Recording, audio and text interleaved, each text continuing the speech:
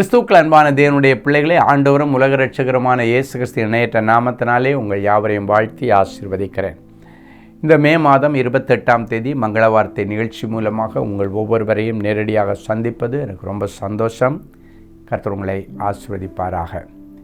சரி, இன்னைக்கு நமக்கு என்ன மங்கள வார்த்தை ஆண்டவர் வச்சிருக்கிறாரு எடுத்து வாசிக்கலாமா? பரிசுத்த யோவான் எழுதின நற்செய்தி 14ஆம் அதிகாரம் 27வது வசனம் இப்படியாய் சொல்கிறது: உங்கள் இருதயம் கலங்காமலும் பயப்படாமலும் இருப்பதாக. இன்றைக்கி ஆண்டவர் ஒரு உற்சாகத்தை உங்களுக்கு கொடுக்குறார். சிலருடைய இருதயம் கலங்கி போயிருக்கிறது. சூசா நகரம் கலங்கி போயிருந்ததான். ஏன் தெரியுமா? அந்த சூசா நகரத்திலிருந்து ஒரு கட்டளை புறப்பட்டு போச்சு.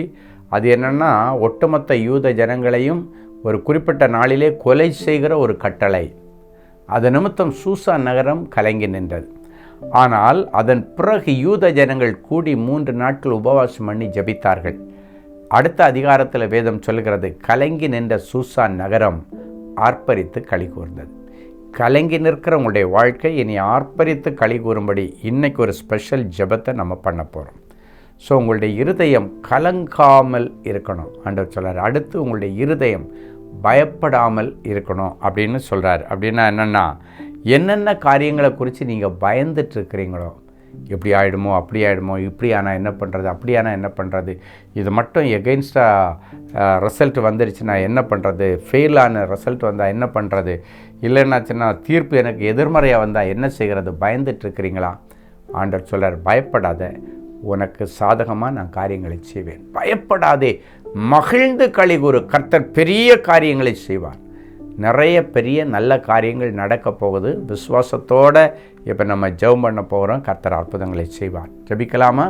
அன்பான ஆண்டவரே, உமக்கு நன்றி.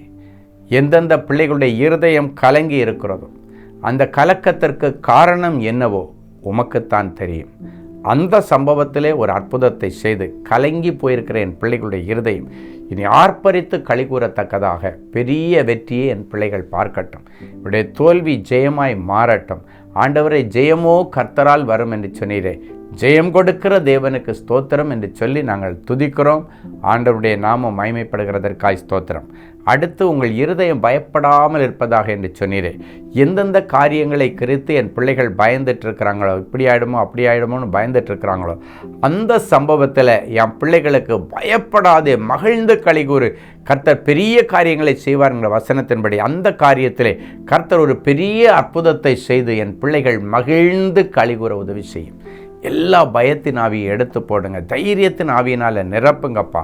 எதை குறித்தாலும் எதை நினச்சாலும் பயம், எக்ஸாம் நினச்சா பயம், வேலைக்கு போகிறது நினச்சா பயம், எல்லா பயத்தின் ஆவியை எடுத்து போட்டு தைரியத்தின் ஆவியினால் என் பிள்ளைகளை நிரப்பி அழகு பார்ப்பீராக.